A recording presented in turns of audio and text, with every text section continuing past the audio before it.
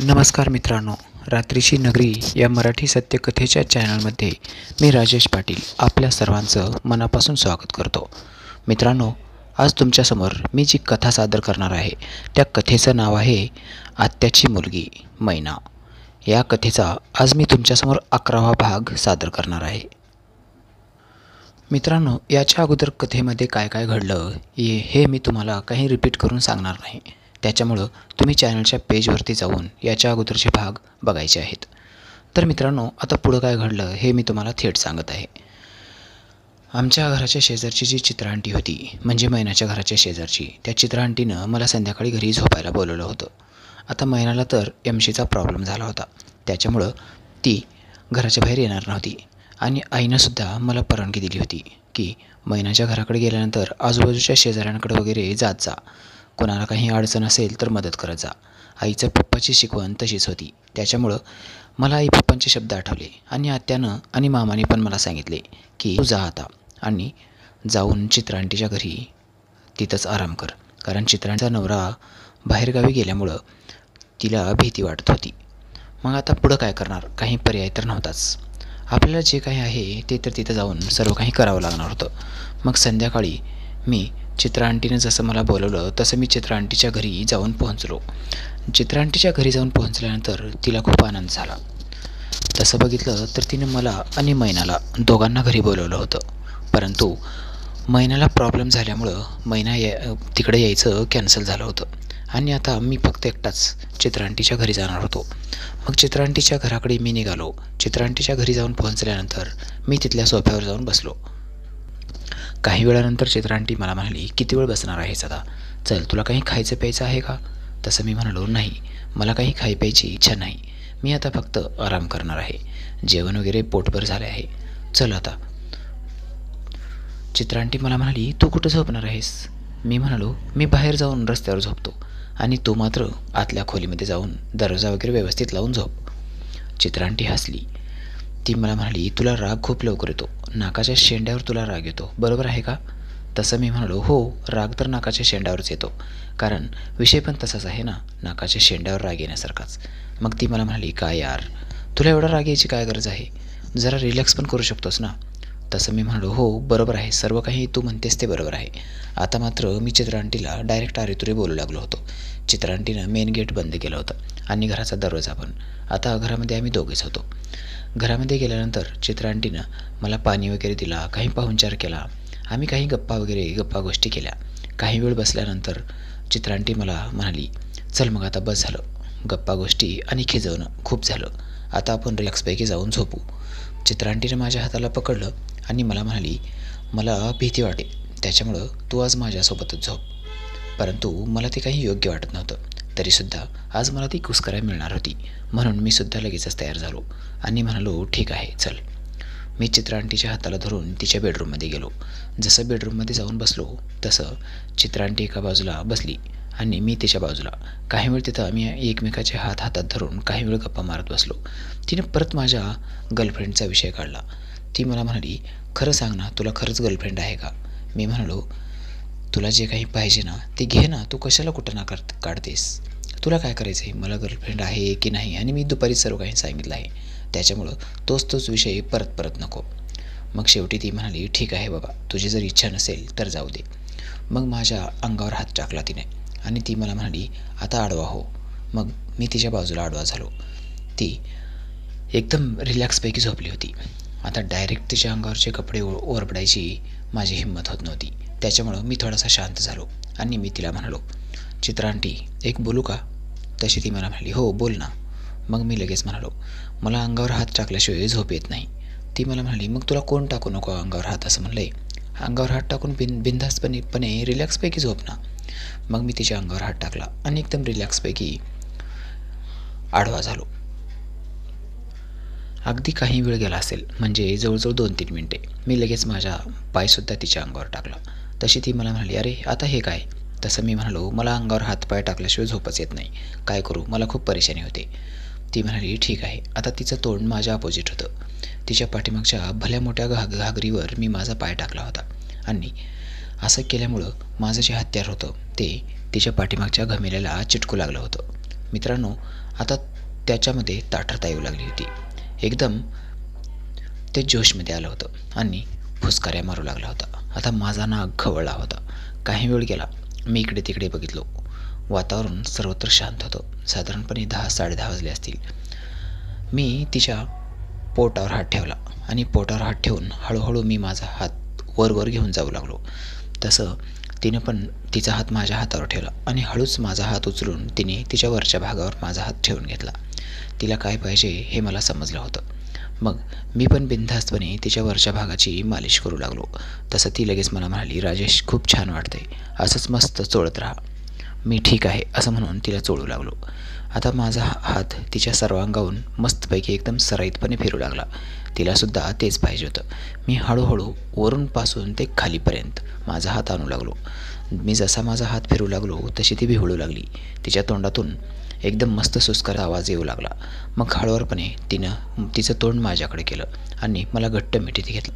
आम्ही दोघेजण आता एकमेकाला गळपटून रिलॅक्सपैकी झोपलो होतो. मग तिनंसुद्धा तिचा पाय उचलला आणि माझ्या अंगावर टाकला. असं करत असताना तिची साडी तिच्या गुडघ्यापर्यंत वर आली. जसं तिची साडी तिच्या गुडघ्यापर्यंत वर आली तसं तिच्या केळासारख्या एकदम मस्त गाभाऱ्यासारख्या तिच्या ज्या पोटऱ्या होत्या, पायाच्या पेंढऱ्या, त्या माझ्या निदर्शनास पडल्या. त्या खोलीमध्ये एकदम दुधाळ प्रकाश पसरलेला होता. त्या प्रकाशामध्ये ती मला आणखीनच जास्त चमकत होतं. तिचं अंग चमकत होतं. ती मला खूपच मस्त वाटू लागली होती, जसं की स्वर्गाची अप्सराच आहे. तिचं ते यौवन रूप बघून माझ्या मनामध्ये चलबिचल होऊ लागली. आता कोणत्या पण क्षणाला मी तिच्यावर अटॅक करू शकलो असतो, परंतु मी थोडंसं सबरीनं घ्यायचं ठरवलं. थोडं मी हळूहळू एक स्टेप पुढे जाणार होतो. मग मी हळूहळू परत माझा हात तिच्या पुढून आणि पाठीमागून फिरू लागलो. ती जास्त जोशमध्ये येऊ लागली. शेवटी ती हळूवारपणे मला म्हणाली, राजेश कर ना सुरुवात आता. किती वेळा आणखीन असंच तरसवणार आहेस? तसं मी म्हणालो, हो सुरुवातच करतोय, परंतु तुला काय पाहिजे? मग ती मला म्हणाली, अरे आता तुला माहीत नाही का मला काय पाहिजे ते? मी म्हणालो, मला नाही समजलं. ती मला म्हणाली, आता सोंग घेऊ नकोस, जे काही करायचं आहे ते लवकर चालू कर. असं म्हणत असतानाच तिने तिच्या वरच्या जंपराची बटन काढायला सुरुवात केली. तिने तिथल्या सर्व गुंड्या काढून टाकल्या आणि तिचे 2 कबूतर मोकळे झाले. आता तिचे ते आजाद झालेले पाखरं जे होते ते माझ्या नजरेच्या एकदम समोर होते. मी एकदम झडप घातली आणि तिच्या त्या दोन्ही पाखरांना एका झटक्यात हातात पकडलं आणि त्यांना जोरजोरक्यात कुस्करू लागलो. एकदम मस्त मालिश करू लागलो. आता हा जो काही खेळ चालू होता तो एकदम मला आवडू लागला होता. एकदम मस्त. माझा रानटी हात तिच्या त्या पाखरावरून मस्तपैकी फिरत होता आणि तिच्या त्या पाखराच्या माना मोडताना मला खूपच मजा येत होती. मित्रांनो, मी आता एकदम बेधुंद झालो होतो. आता मी माझं भान विसरून गेलो होतो. मी काय करतोय आणि काय नाही मलाच समजत नव्हतं. काही वेळ गेला. जवळजवळ 10-15 मिनटं मी तोच कार्यक्रम करत होतो. त्याच्यानंतर परत मी एकदा माझे हात खाली घेतले आणि तिच्या सर्वांगावरून मी माझा हात फिरू लागलो. आता तिलासुद्धा मस्त वाटू लागलं होतं. दिवसभराच्या कामामुळं ती खूप थकली होती. तिचं शिनलेलं अंग आता एकदम रिलॅक्स होऊ लागलं होतं. जसं मी माझ्या हाताचं दाब तिच्या अंगावर देऊ लागलो तसं तिला मस्त वाटू लागलं. ती मला म्हणाली, राजेश तू खरंच खूप मस्त मालिश करतोस. माझ्या पूर्ण अंगाची मालिश करून देतोस का? मी म्हणालो, हो का नाही करणार. मग ती मला म्हणाली, थांब मी माझ्या अंगावरचे काही कपडे कमी करते. मग तिनं तिच्या अंगावरचे काही कपडे कमी केले आणि मला म्हणाली, घरामध्ये सरसोच्या तेलाची बाटली आहे, ते तेल लावून तू माझं अंग चोपून देतोस का? मी म्हणालो, हो ठीक आहे, संपूर्ण रात्र आपलीच आहे, त्याच्यामुळे गडबड घाई गोंधळ करण्यात काहीच अर्थ नाही.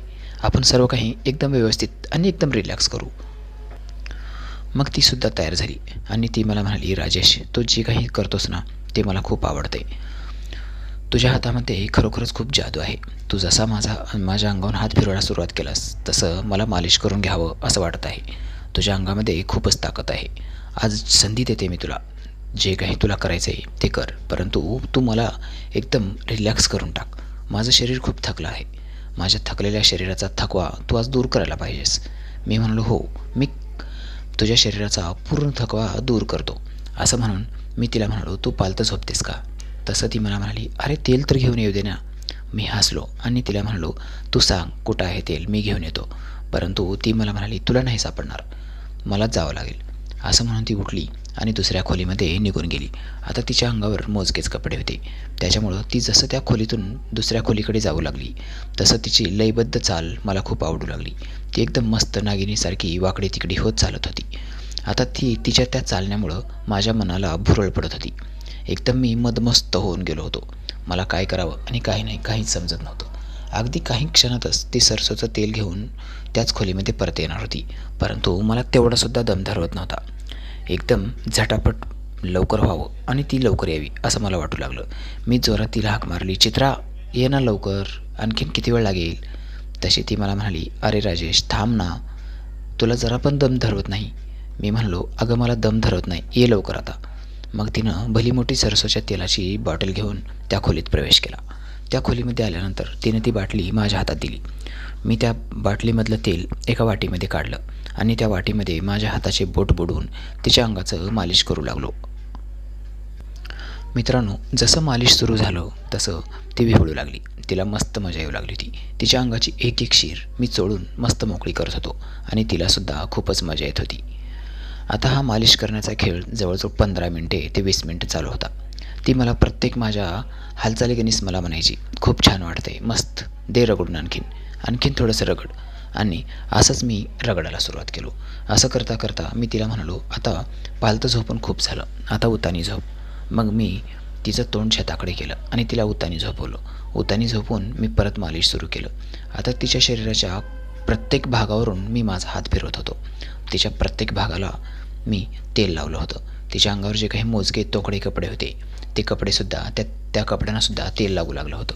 मग मी तिला म्हणालो, हे जर कपडे तू उतरवलीस ना तर आणखीन तुला जास्त मजा येईल. आता तिलासुद्धा तेच पाहिजे होतं.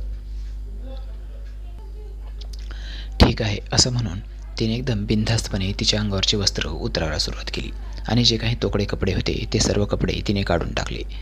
पुढचा कार्यक्रम एकदम मस्त सुरू झाला. मी तिच्या पूर्ण अंगाची मालिश करू लागलो. मग ती मला म्हणाली, तू एखादं मसाज सेंटर का खोलत नाहीस? तसं मी म्हणालो, मसाज सेंटर जर तुला माझं जर मसाज आवडलं ना तर मसाज सेंटर पण खोलतो. खरंच मी खूप छान मसाज करतोय असं तुला वाटतंय का?